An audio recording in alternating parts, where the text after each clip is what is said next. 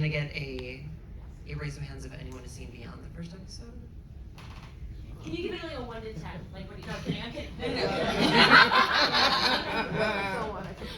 All right, so we're going to like tailor this conversation to like not reveal spoilers. I was gonna start with like a joke about the dulcimer. That was just the most beautiful thing in the world. Are people just expecting that of you now? I don't know. But I got more secrets to reveal as time goes on. Oh my God, that was an amazing performance though, I have to say. Like Thanks. even when I was watching that, I was just kind of like, is there anything this woman can't Well, do? you made me learn the English horn. So I did do I that. think you kind of weren't as surprised. You're like, yeah, well, she. What did Mickey do in the book? I forget. She wanted to be a history teacher. Right, boring. Yeah. And the English horn, but it was effective, especially for me as an actor. Yeah. No, I feel like the musician thing did, It elevate was- it, and it gave you something to do, gave you something to play. Yeah, there's always a lot of changes that need to happen between book to series. So That was one. she's the one that. Wait, then why don't we just start with that? Like, this is such an interesting situation because we have Liz Moore, who is a like wildly successful. Oh my God, she's author. amazing. And this is her first time writing television. Yeah. What did you have to teach her about screenwriting, and what did you learn from her working with a novelist? I mean, it's amazing how gifted she is in pretty much everything that she puts her mind to. So I didn't, I feel like she was very, very open. I feel like we had early conversations about what we wanted to preserve about the book, the soul, the spine of the story. And we were always sort of on the same page about it. So it made it really easy when we got into conversations about how we were going to adapt it, the things that we were going to preserve, the things that we might step away from in taking it from book to screen. We were always sort of like on the same page. And I think that it was just about being open to having conversations sort of ad nauseum about what was important and which would sort of just guide us in episode 1 through 8. How much was teased out, like how much of the book is like right there up front that you teased out in the show? Like, is there? And I guess I'm speaking to like the central like conflict between your character and her sister. Is that something that reveals itself later in the book, or is that?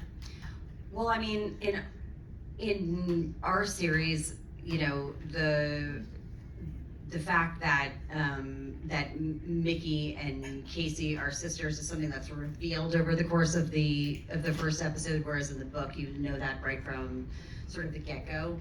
And so, Liz and I just talked about this idea of, because Mickey was this really, really internal character, it was a nice way of bringing out something that she wouldn't say to everybody, which was that her sister was missing, right? And so it was like a nice way to sort of hang a hat on the fact that she was internal, that she wasn't going to be forthcoming, and then to have this really, really poignant emotional reveal come out in the course of the episode.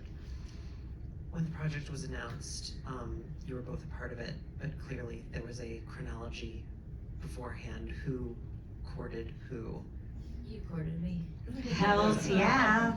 It was nice to be courted. I ain't stupid. We were doing. It was the strike was. Yeah, it was like literally post-strike. We totally courted her, like full court press, super excited. Number one, we went to her, and thank God she responded to our material. She listened to the book. We sent her, I believe, the first 3 episodes, and then we had a conversation with her, and there was just something so lovely, and there's something so lovely about Amanda, because she's just like raw and just like puts it out there, and she doesn't want to be like going through reps, and she doesn't want to be doing things. She just wants to have like an open conversation, and it made everything like really, really easy and a really just like a wonderful dialogue. Yeah, it was pretty obvious. Like these, you had been working on it for a long time. I didn't know how long, but I knew it was like a passion project, and I knew you'd spent a lot of years honing in on what it was that that made the story so special, and like weeding out all the stuff that you would do as a showrunner. It's just, there's a lot. I mean, I could never do what you do. But when it was ready, it was ready for me, and so it was easy to sink my teeth into. It was so nice to jump into something that had been so heavily cared for, and it was so grounded. And I mean, the book was so grounded, but it's really hard to translate books to TV. It just is. But you know how to do that really well. And you had the blessing of the writer, and you had the writer with you the whole time. So it was ready for me. And so that's a lucky thing. I heard that you had always wanted to play a cop. Yeah, well, because no one looks at me and thinks, cop. and someone did. But because it's not a cop show, it's a show about a human being with a kid and generational trauma who's like kicking herself, subconsciously every day, but, trying her best. Like most of us, we're just not necessarily making the best decisions all the time, but we're trying our best, and this is a human story. She happens to be a cop. Yes. So I get to play somebody with the uniform. The uniform is transformative. It really is. Daniel Day-Lewis always talks about those fucking shoes, and he's right. Yeah. The uniform just goes 10,000 miles more. So did this scratch the itch, or do you want to play a cop again? No, I'm good. No, I'm kidding. Well, remember season 2, I get promoted to detective. No, I would totally play a cop again. I respect the job, and I love portraying the good ones. If it's a person who's interesting and a role that I haven't done before, and they happen to be a cop, of course. I mean, it's interesting what you said about it, because the cop is the secondary thing for you and the character, which obviously it should be, but the selling point of a show like this, not to disparage any studio or platform, is serial killer, missing sister. So, like, what are the discussions about, like, how, like, our true north is still character, and then, like, getting into, like, the opioid crisis and corrupt cops. Like, there's a lot of heavy themes and a lot of, like, deep, like, trauma character work here. Well, I mean, I think what was so unique to me when I read Liz's beautiful novel was this idea that there was this love story between these two sisters that was juxtaposed against this murder mystery. And in order to solve not only the murder mystery, but her sister's disappearance, this character had to reflect on their collective past and her role in their estrangement. And it was only when she confronted that was she able to sort of find the way to sort of to solve all of these things.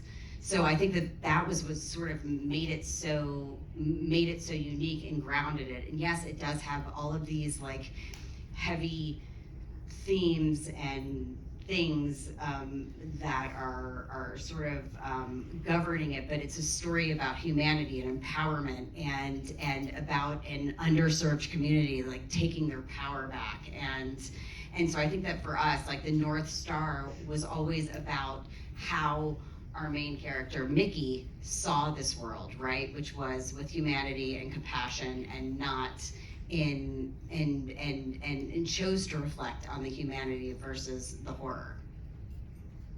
Was it different for you when you were acting in the police uniform and then when you were plainclothes? Like, did you like acknowledge that like internally? Did it affect anything? Oh, that's a good question. There's just this responsibility that is, you can feel a sense of responsibility when you're wearing a uniform like such as this, where it's just the people in the real world who wear this uniform are there to serve and protect, and the good ones do that.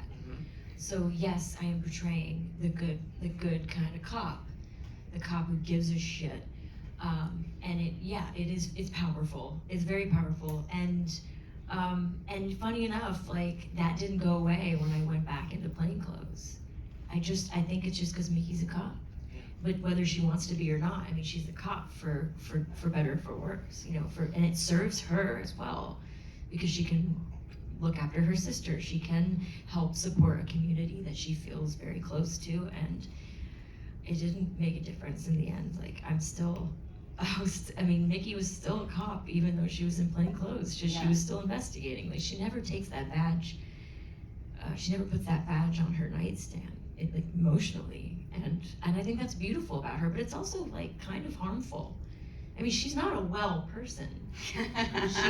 She's in the midst of a struggle and of trauma, and like most of us, you know, hasn't completely gathered the tools yet to be able to know how to deal.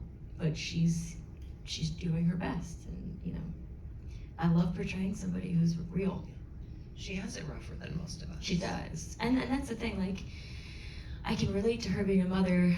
I can relate to her feeling the guilt of not being as present as she'd like to be. I can relate to a lot of things, but I can't relate to being a single mother, not knowing if she's gonna make sure there's food on the table for her kid, you know, living month to month. I can't relate to that. So like, I want to play people like this because I know that people are gonna feel less alone when they watch it.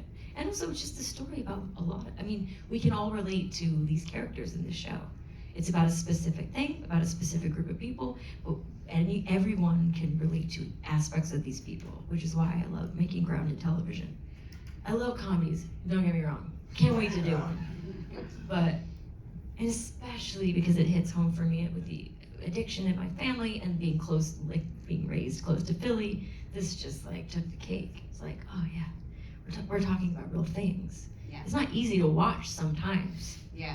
Because it's so real, but it's important. Yeah. Like we don't take any of this lightly. Yeah. We I make it think for a that one of reason. the things that we always talked about, you know, was and I think I spoke to this a little bit earlier, but like just the idea of like the way that Mickey sees the world, right? Is that she is able to see the light in the dark, and that she needs to believe in that sliver of hope that her sister, that her son, that her neighborhood is going to be okay. And even in the way that we shot this, there was a lot of talk about just how we were, you know, from a cinematography standpoint, how we were sort of constructing the frame, and how the light was informing the darkness at all times. With every female director. Yes, we do So, have I know. all female directors. And one special one who we should address. Who? I don't Nikki? know. Is she on stage? She directed the episode. Directorial 6, which is- debut, episode 6.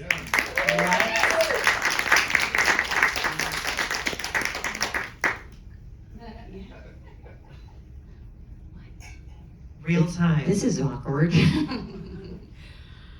didn't know that. Yeah.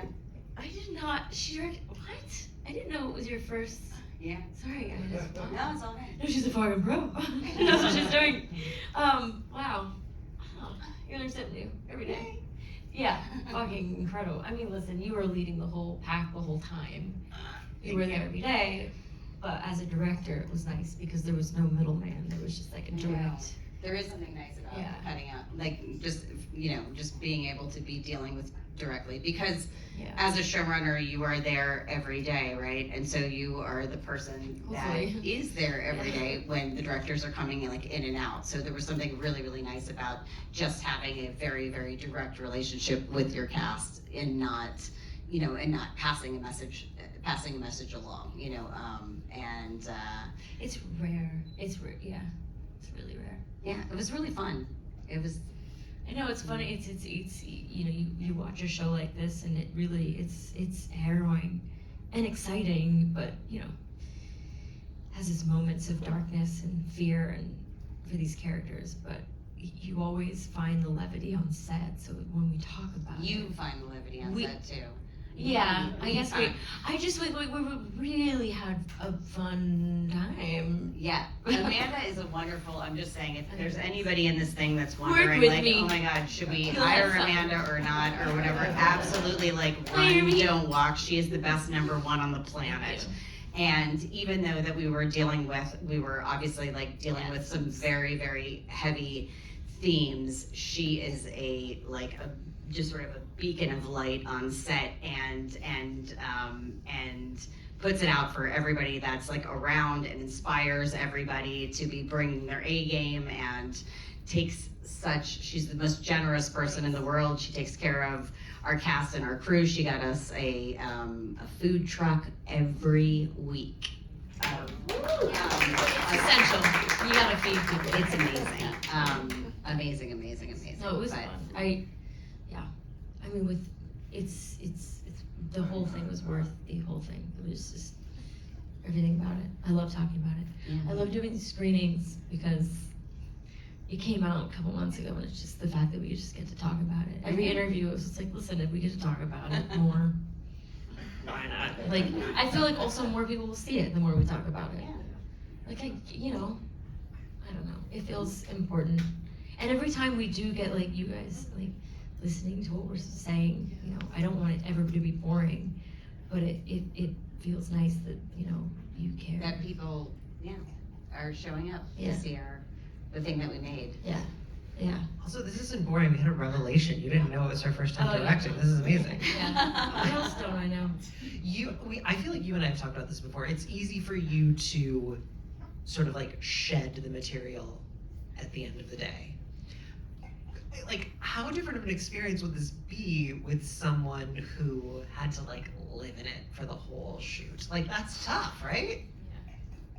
Yeah. I'm sure you've both worked with people who've had to live in it. Yes, I mean, I think that a lot of actors have different processes, and I respect all of those processes and always try to give like an actor a room to do the thing that they need to do. But there is something, I'm just gonna say in this specific scenario, and that's the only thing that I can speak to here, is that it's really, really nice that when cut was called, that Amanda, reverted to being like lovely, amazing, hopeful Amanda. And there was something just really refreshing about her having just the ability to do that. It's kind of amazing. I know. Every time I meet an actor who's the same way, I'm just like, oh, great. This is great. It's gonna serve you well. Like Sydney Sweeney's the same way. I would just work with her, and she was like, we would be looking at a dead body and then cut, and she'd be like, anyway. So I have to show you this picture, and it's just like it's refreshing because we do the work, and then we do the work, and then the cut, like. A breath of fresh air, and I'm not saying every scene, requires this amount of like. Well, looseness, and but in it's particular, nice. I was even just like in episode 106, which was a very, very heavy episode with a lot of reveals. I feel like for the first 5 days, Amanda and I were like, "Oh, you're crying in every scene. I'm really sorry that I did that to you." But you were so amazing, and then the moment that cut was called or whatever, we could like take a breath and then refresh, and then she just went back into it. Right. Action.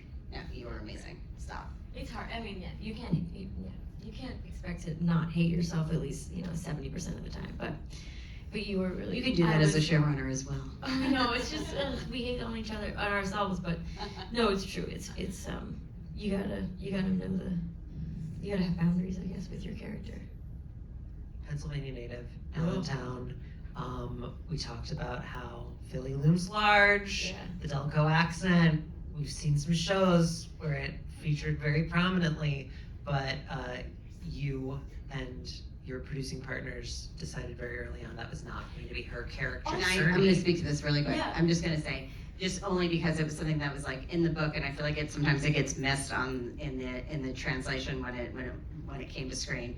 Like, Mickey is a character who has been an outsider the majority of her life, and whether good or bad, she has chosen to shed her accent, and that was a conscious choice that the character made in the book. Whereas Casey her sister doubled down on her accent and where she was from. Mickey had this idea of wanting to rise above her circumstance, which is why she shed her accent and why Amanda did not